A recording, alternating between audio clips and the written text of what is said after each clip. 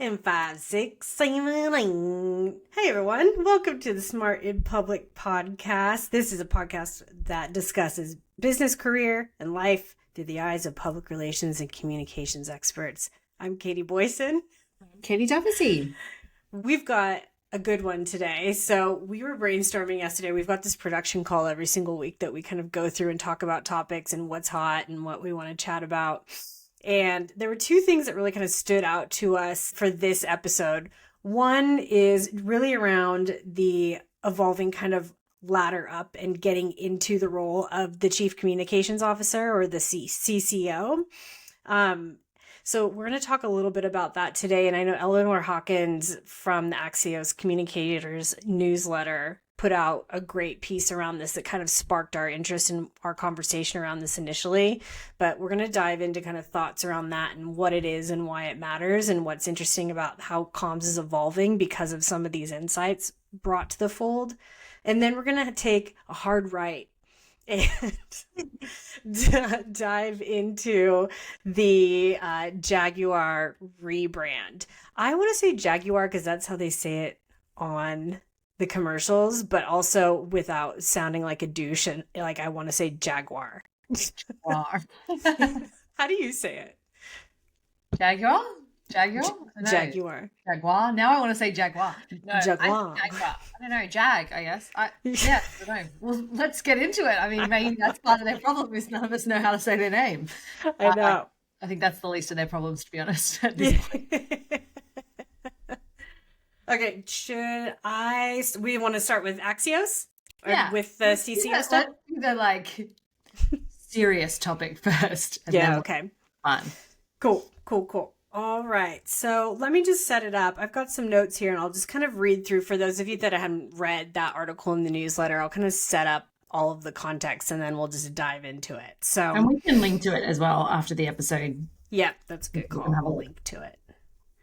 All right, so in this newsletter, it was kind of set up by talking about executive recruiters who are looking to fill that CCO role. And Eleanor obviously had spoken to a number of them, a lot of names you'd probably, if you were looking for a high level role recently in the US, you'd probably know some of these people that were quoted in the article. It was nice to see some friendly faces.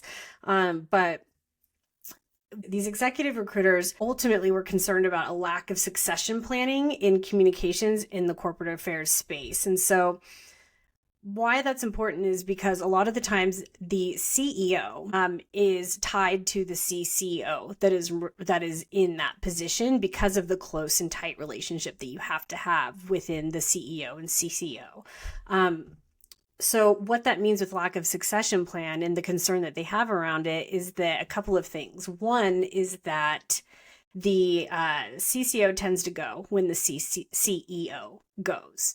And so that means that it's a very kind of chaotic, okay, well, who's next? Who's taking over? And how do we fill that role? Or the CCO just happens to go, and then you're left with a slew of VP of communications that are specializing in certain areas, whether that be like product or industry or corporate affairs or, government comms or anything like that. Who's the right person to take that on? I think the other thing that they're talking about is that with that kind of CCO role, what that means is that when they go with the CEO or they go on their own, who's the right person to take on that next role in the succession plan, and how do you strategically build that out when there's so many variants of the comms function? So I think that's kind of what this is ultimately talking about. I've got some quotes here. I don't know, Duffy, do you have any other thoughts before I dive into kind of reading some of these word for word? I think the only other thing that stood out for me and what they're talking about, and you probably have the stats in your notes, but just the transformation recently of how many CCOs are reporting into the CEO and sitting on that C-suite, and that has gone up significantly even in the last, I think it was 12 months or 24 months. And so I think that is part of this succession issue as well, is that the role of the CCO has been elevated. In the past, it may not have sat on that C-suite or reported into the CEO, and that is dramatically changing and has gone up significantly. So I think that's probably the only other bit of this succession planning, is that whoever steps into that role has to be ready to sit on a leadership team and report into a CEO. And so do we have that pipeline? You know, are people ready for that role? And so, yeah, we'll get into kind of what that looks like. But that was the bit that stood out for me, is that change. Yeah, and I happen to have that stat right here. It's you might. I queued you up nicely. Yep. So 56% of CCOs are reporting to the CEO, and that's an increase of 34% since last year. So pretty significant. And I think, you know, it's interesting, just to kind of have a side thought. I feel like that is happening because of how important communications has become, and functions specifically in the C-suite are realizing that marketing and communications are not the same audience. And so they want to be tight with that CCO role in the C-suite. Because I agree. Historically, it would be we receive CMO. Or CMO would be the boss of the comms function, essentially. Yeah, or you might have, like I think that CCO role even is fairly new. I mean, it's been around for a while, but just that level of seniority of that role is changing. But I think you're right. I think given all of the external landscape that people are dealing with as companies, the internal landscape and what employees want and need from companies now has changed dramatically. And I think COVID probably accelerated some of that stuff. And so, you know, how you communicated with your employees, how you communicate with your customers, all of that stuff, I think accelerated this need for good comms. And I think leaders started realizing that it's not marketing, it's different. They go hand in hand sometimes, but it is a different skill set. So, yeah. Absolutely. And kind of to that point, in this article as well from Eleanor at Axios, she talks about CCO plus roles have increased by roughly 88% within the Fortune 1000 since 2019, which is really interesting. And what she means by CCO plus is this kind of T-shaped communicators, or these chief communications officers that aren't just specializing in media. And that's what comms is to them. So it's internal comms, it's probably social, it's probably corporate affairs, it's, you know, all media relations, it's product PR, it's all of those extra things. So really being almost like a specialized generalist, where you know how to reach across all of the functions of comms and manage those strategically, versus coming up and just being in pure media relations and being able to manage that structure. Yeah, that makes sense. So I guess what do you make of all of this, Duffy? Like, how do you think about this? Like, is the broader CCO plus role something that you're seeing across larger structures? Are you happy to see the CCO role rising? Like, what are your initial kind of thoughts to this piece? Yeah, I mean, I think I have said on the pod before that I think we talked about it in maybe the Pip episode, the Pip Marlowe episode, but I really think comms needs to have a seat at the leadership table and has a place at the leadership table. And so I think this kind of progression of the CCO to sitting on the leadership table, reporting to the CEO, the increase in the role, I think, like we said, there's kind of external and internal factors that I think are driving that for companies. And I think it's a really good thing for our profession to start to recognize that we can have a material impact on the business for multiple reasons and ultimately influence the business quite heavily. And I think traditionally, you know, I think we mentioned it in another episode, like we've struggled to kind of talk about measurement and how we measure what we do and all that sort of stuff. But I think that's sort of shifting as well. And I think people are realizing the impact that we can have. So I think that's one thing. I'm really happy about that. I think the interesting part of the article is about this idea of succession planning. And are we training people to be that role or to be in that role? And I think within certain companies, people, I would think, are, right? If I was in that role, I would be thinking about, you know, who's next in my team? What skill sets do they have? Where do I need to kind of fill some gaps? What kind of opportunities can I give them to spread that out? So I'm hoping that there are CCOs doing that. I think what's interesting about the article on the succession planning that they're talking about is that since these CCOs are now sitting on the leadership team, they need to have this sort of broader understanding of business, and that their role in that leadership team is not going to be to be like, hey, we've got this really great piece of coverage. Like, that's not the role, right? And so I think what maybe some comms people are lacking when they specialize, or they maybe stay in agency and client service for a long time, or maybe they go into product PR and go really, really deep in product PR, is, are they getting exposure to that broader business conversation? Are they sitting in strategy meetings? Are they hearing how the business is designing its go-to-market? You know, are they involved in those discussions to start to build that repertoire? Because I think traditionally we have been a little bit outside of the business, and maybe because we have to be a little bit more forward-looking, sort of paint the stories, you know, paint the vision, but you actually have to be so grounded in like, where is the money coming from? How are we growing our business? What are our people doing? You know, all of that stuff. And I think comms people traditionally maybe haven't been as tapped in. And like, I talk about this all the time, but when I went to uni, like, I did a degree in comms, and it was a lot of press release writing and campaign development. Not a lot of it was about like, hey, you're working for this business. They have this amount of, you know, profit a year. How are you going to drive, you know, a PR campaign that's going to help the business grow in this industry or whatever, right? There wasn't a lot of business acumen stuff. So when I went into, you know, an agency, and then when I came in-house, it was another leap to be like, oh, I don't know a lot of this stuff. Like, I don't know how this stuff works. And so I had to kind of rapidly learn that. So yeah. I think that's a gap for us. I think that's really interesting too, what you just mentioned about the leap from agency to in-house, because it makes me think about, if you have a career goal of going into that CCO role, if you're at an agency for a very long time and then you go in-house, you have to learn a whole new world. So like, what are some of the things that you need to be thinking about in order to prepare yourself for that long-term goal of CCO, if you've been an agency and had a totally different structure and understanding of how business works and how comms sits within that function? Yeah.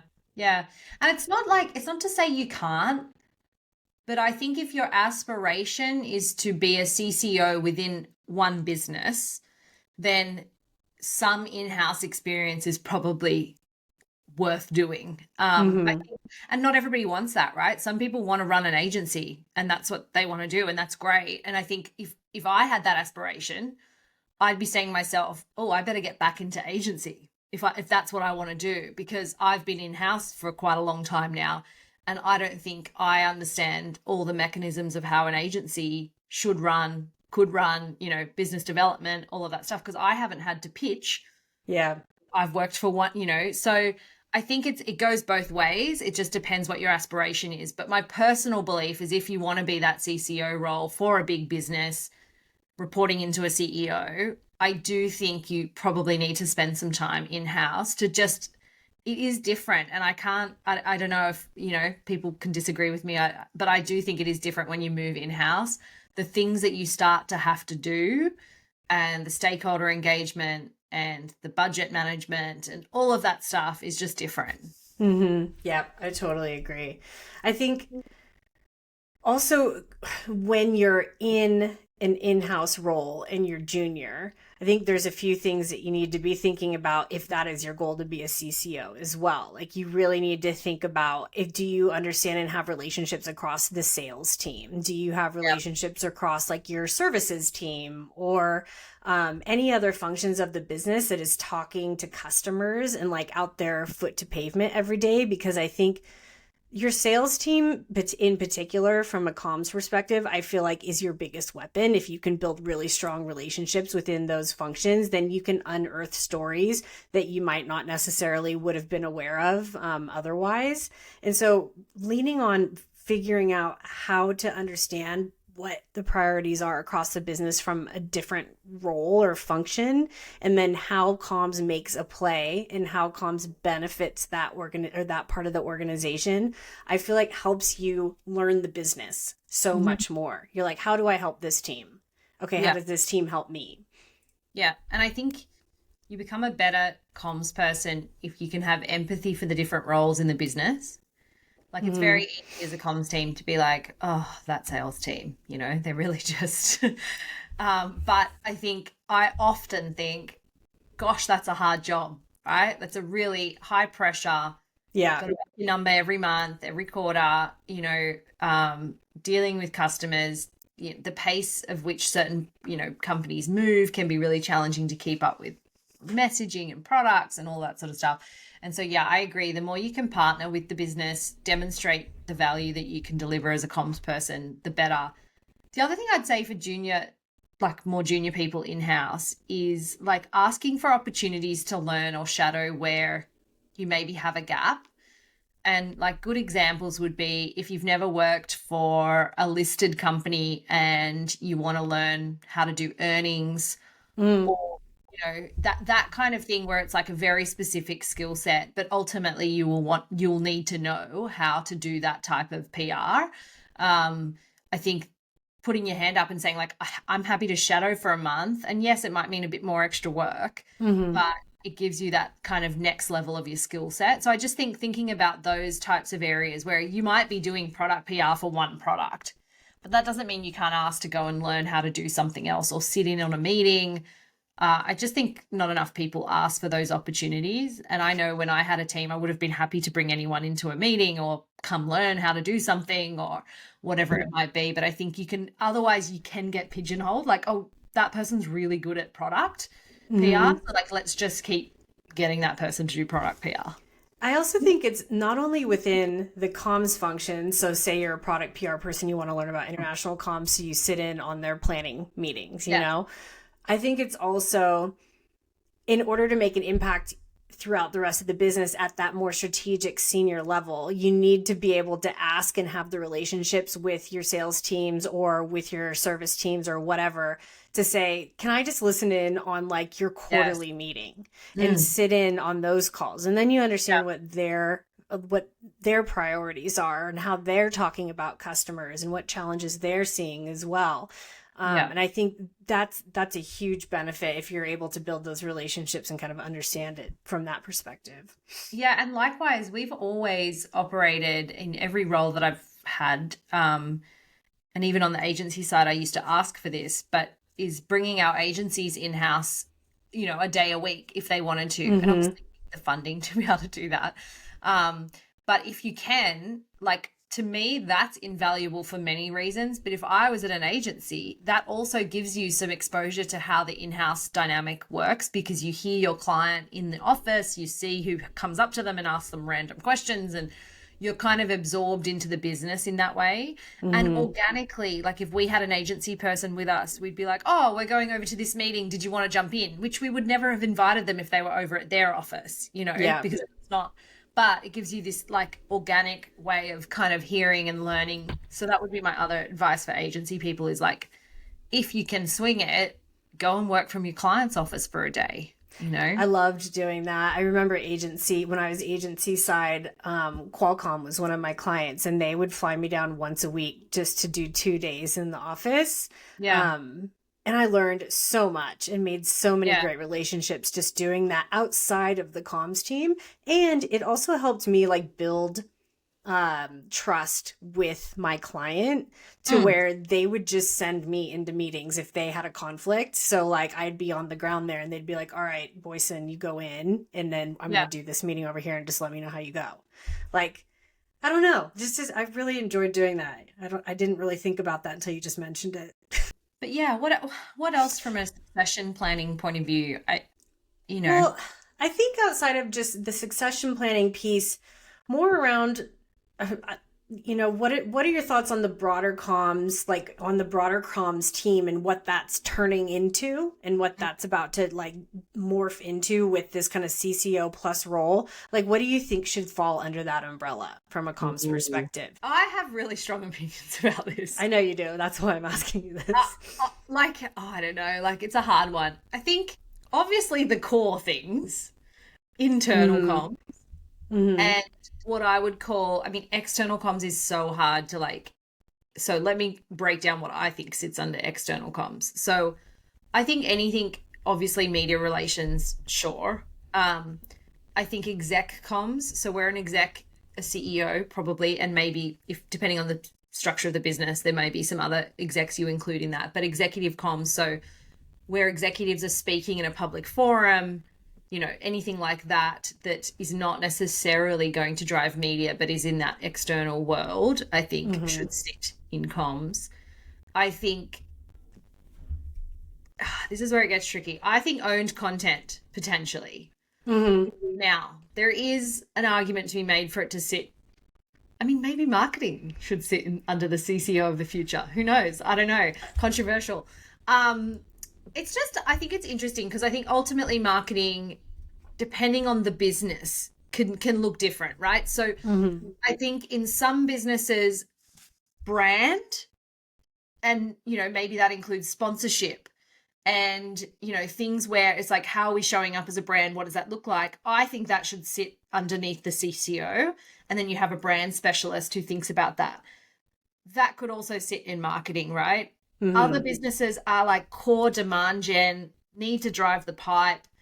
There's not a lot of money for brand. Like that's what they're spending money on. Do we want to own that as comms people? I don't know.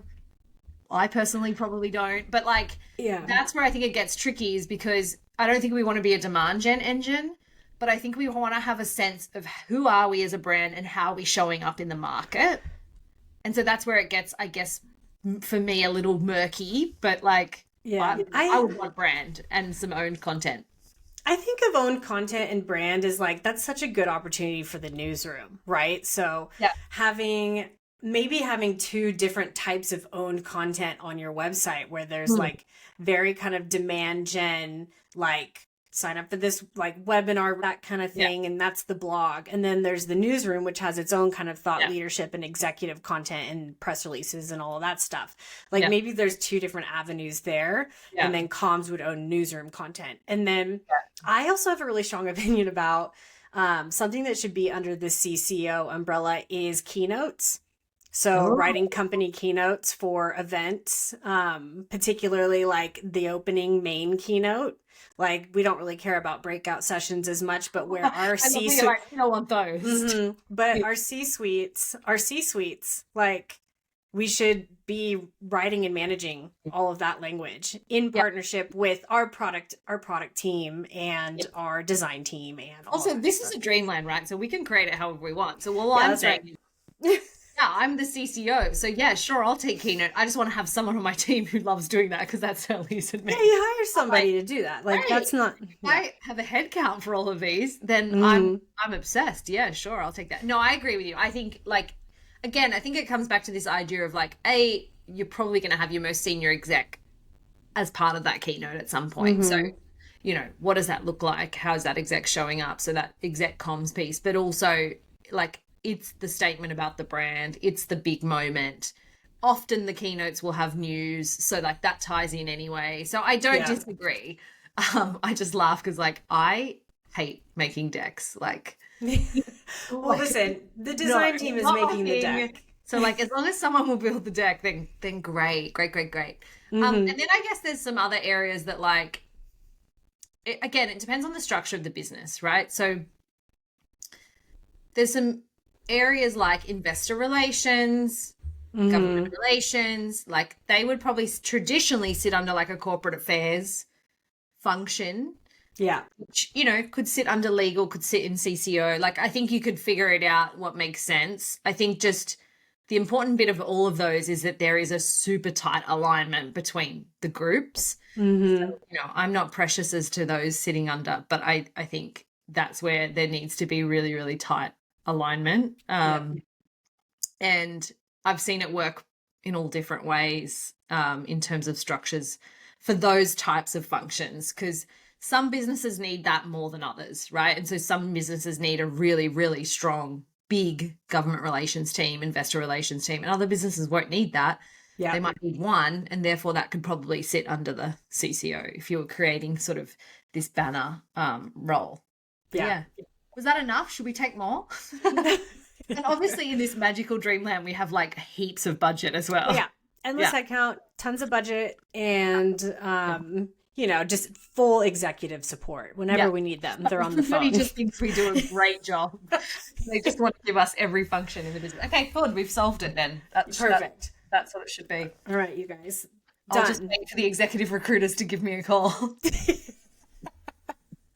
Let's see how many people we can piss off with this Well, conversation. here's a question too. for you. Do you want to be a CCO? Because some PR people were like, oh, ultimately I want to be a CMO. Ultimately I want to run an agency. Like, what do you want to like be freelance, forever? What do you think? I love the idea of being a CCO. If I'm working for a huge company, huge budget, lots of options, lots of creative elements to it. I love doing what I'm doing and have a vision in terms of from a consulting perspective, like what that could look like. I think from an in-house or a CCO role, I just think it would have to be the right company. Honestly, it's so hard based on the criteria that you want for a CCO role. It really just comes down to the vibe and how much you love doing work for that company and the executives that you work with and the team that you have. And I think that'll just be the biggest difference for me. So I don't want to say never or yes, definitely. But I don't know. I think it'll come down to that for me because at the end of the day, I want to have fun working because then like, why do it if you're not having fun? Amen, sister. I mean, why do it? What about you? Funny as well, but yeah. For sure. Yeah, I'd like to. Yeah. Mm-hmm. I think ultimately, I mean, but I'm sort of, it's a hard question, isn't it? Because like, with all the conditions being right, love that. And ultimately, like to me, sitting on a leadership team, working with a CEO, influencing the business in how we approach our employees, how we approach the external world, our brand, like having a say and involvement in all of that excites me. And I think it's partly why like I'm attracted to roles like the one I just took where it's like come in and build, because it's actually like, a mini version of that without the resource. But like it's saying, how do you want to do this? What should we do in this market? What does it look like? How should we build the narrative? Where should we show up? And so, I love that. And I love kind of that sense of like having that voice at the table. So I think yes is the answer, but it would have to be for a really inspiring CEO as well, I think. I need to be motivated to believe in the business and the person leading the business. And if that relationship is there, then I think everything else, even if it's broken, is like fixable and quite an interesting challenge. And so it wouldn't scare me to take on a brand or something that needed massive communications change. I think if you had that like trusted CEO partnership. Yeah, it does make such a big difference. Yeah. If the CEO also gets comms, like, because I think if they get it, well, that's a part of it. I think. Yeah, they're all in, right? And then it's like, okay, cool. Like now we're ready and we're off to the races. Yeah. But if you're trying to sell in the value, then that's not a role I necessarily want. No, that's my worst nightmare, having to sell in value every single day. Like, it's a hard no from KB. Yeah. Okay. Well, what about this? Do you want to talk about Jaguar? Jaguar. Jaguar. Where do we even start with Jaguar? Should we, just in case people have been living under a rock, should we recap? Yeah. How about you recap? Are you comfortable with recapping? Yeah. Okay. So, look, I cannot believe if you're in comms that you won't have seen this. So I'm going to do a quick recap because I feel like if you are in comms and you haven't seen this, you need to be reading more. Or also you need to just go on TikTok for 30 seconds. I don't have TikTok, so I can't blame people for not seeing it on TikTok, but I saw it in other channels. You're such a dinosaur. I'm such a dinosaur. Also, like, just TikTok's not for me. Boo. I literally watch TikTok on Instagram. Just in my stories where I repost into when you post TikToks, that's when I watch TikToks. Yep. Anyway, so Jaguar released an ad as part of, I believe, a broader campaign. But the ad itself has been kind of the catalyst for a lot of talk. And basically, I don't know how to describe the ad without saying just go and Google it and have a look. But essentially, there is no car in the ad. That's probably the biggest, thing to call out. And then there's a lot of diverse people in the ad and a lot of color. And there's some inspirational words like think different, break molds, that kind of vibe.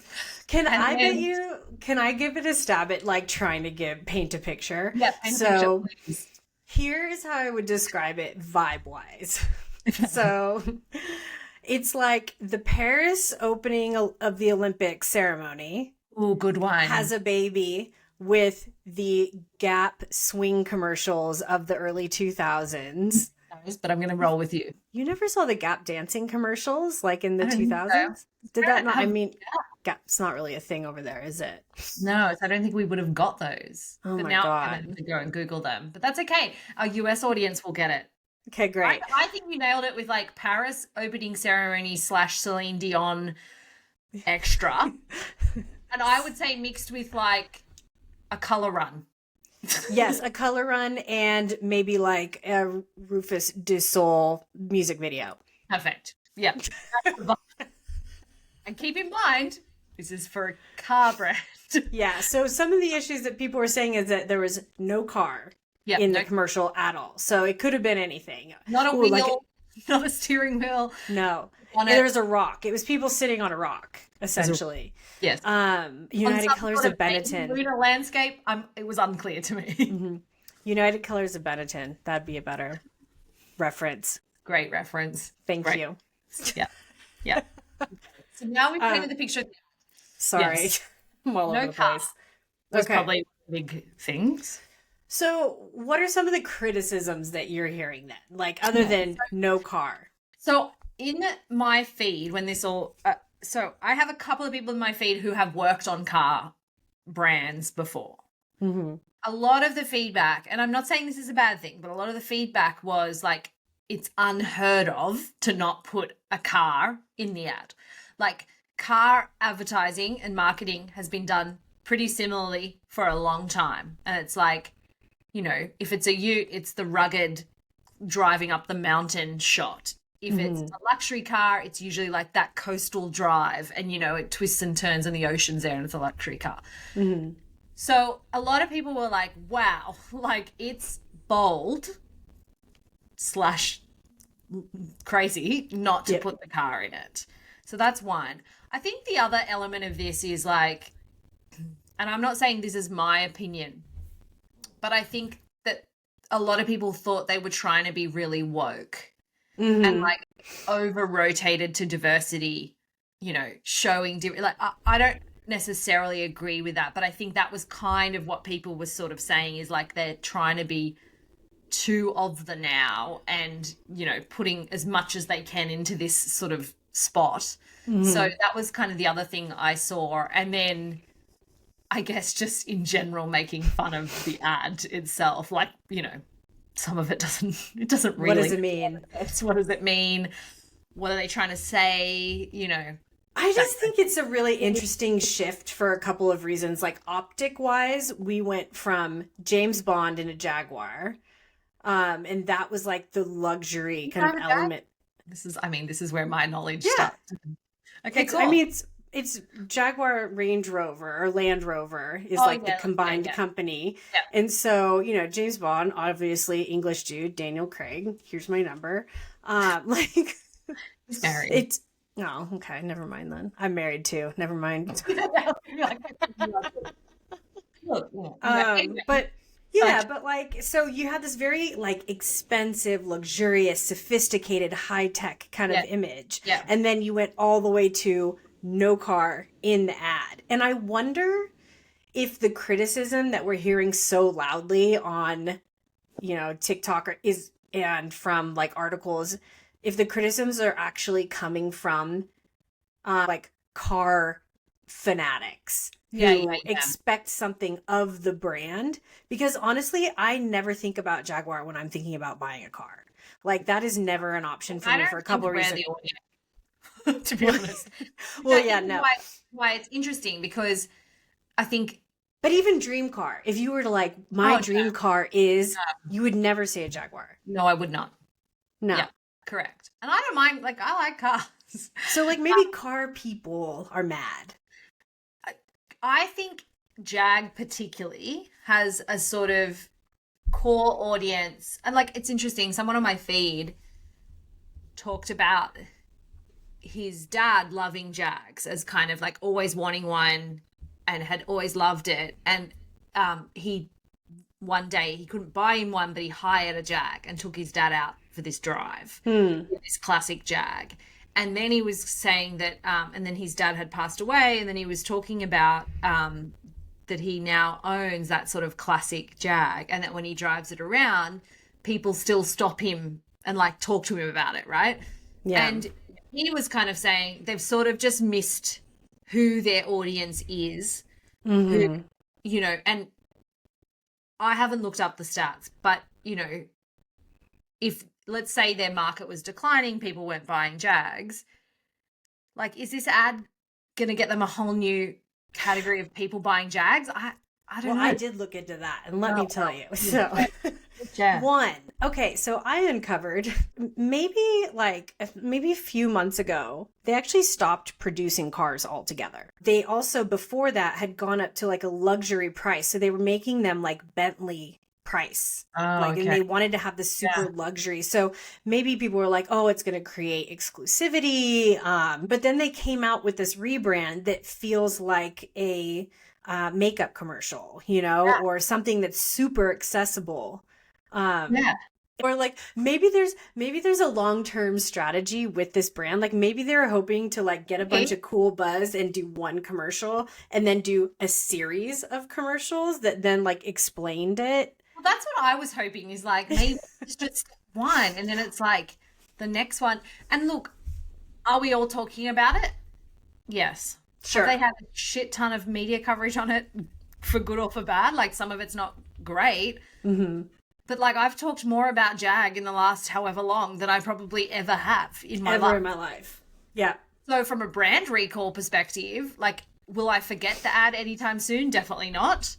So like, I don't know. Part of me's like, maybe this is part of it, is like get it back in the consciousness, get people thinking about it, and then they're going to do something else next, a new car, a lower price point maybe, or targeting a younger audience. I have no idea. I'm not in Jag.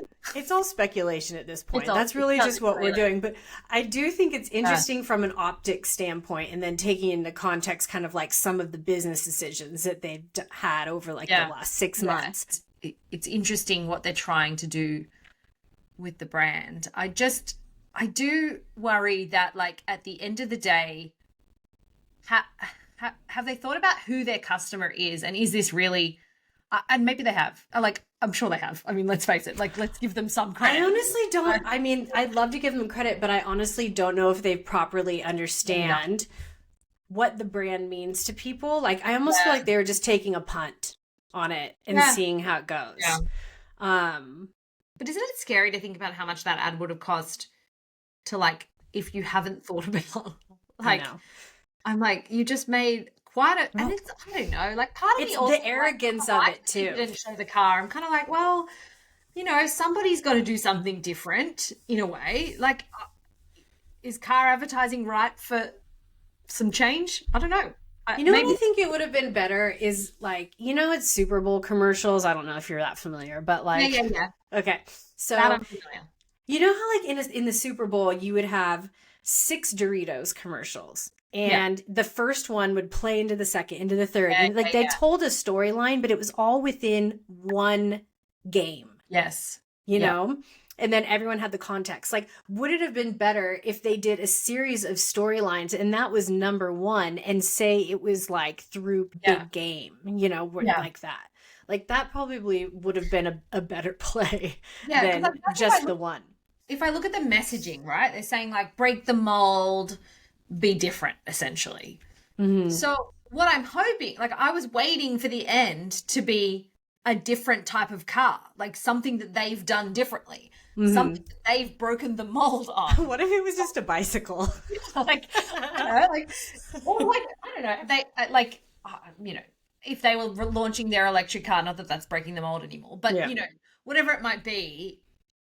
And even I was thinking it might be something that is like an entry Jag, right? Which is like, everybody can now, like, this, we're democratizing Jags, you know, and that's the kind of breaking of, like, I was hoping there was going to be something that I went, oh yeah, cool, like Jags breaking the mold. And then it just doesn't, it just finishes. And you're like, wait, what? Like, what? And so maybe we're like, maybe there is more, but I don't think there is, because they haven't done any, like, they haven't released anything, and it's been all this stuff. I mean, maybe there's a grand master plan, but if you, okay, how about this? If you are a marketing expert or brand expert, we would love to hear you weigh in.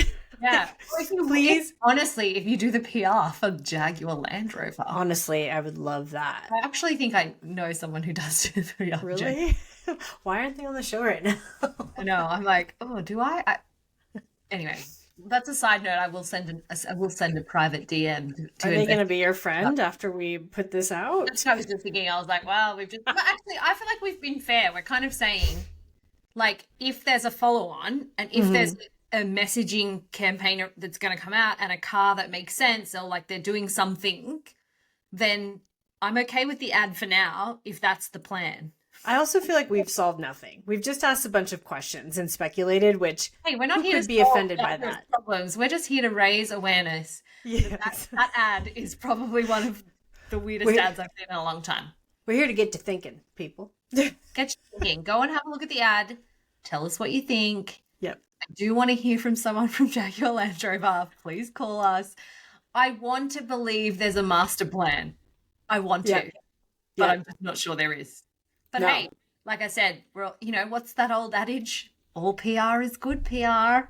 I hate that. Time will tell. Time will tell. Exactly. I'm not convinced. Yeah.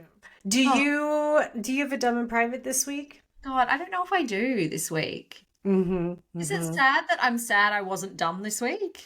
No, I'm gonna have a bunch of dumb things tomorrow because by the time everybody hears this, it'll obviously we record these a week ahead. But yeah, we've got Thanksgiving tomorrow, and Scott and I are cooking. So when you say Scott and I are cooking, do you mean Scott's cooking and you'll be sort of on the peripheral causing issues?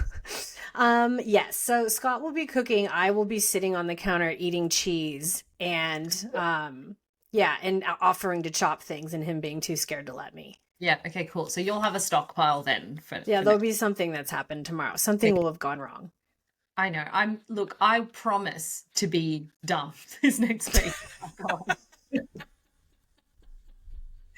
It's every week I'm like, I'm sure I've done something dumb, but well, it's hard to think about it when it comes to the day. Like when you I do dumb. Like I need someone to tell me. Like, and Andrew's been away. Normally he's my boss. Normally he's like, here's all the things. Yeah, bless him. That are dumb in private. Bless him. He's very nice. He's a very nice husband. I don't want to throw him under the bus, but if I need inspiration, he does have a few things for me. But yes, he's been away this week. So yeah. Well, fair enough. We'll report back next week then. Yeah. Okay, so anyone, if you guys have a topic that you want to hear us discuss, or if you have any feedback or any extra thoughts, please reach out to us to hello@smartinpublicpod.com. You can also reach out to us on Instagram and TikTok at smartinpublicpod. And you can please listen, review, rate, and subscribe. It helps us out a lot, you guys, in terms of rating and getting visibility so that other people can find us as well. But thanks so much for listening, and we will talk to you next week. Oh, we've got great guests next week. Okay, I'll talk about it later. Okay, bye.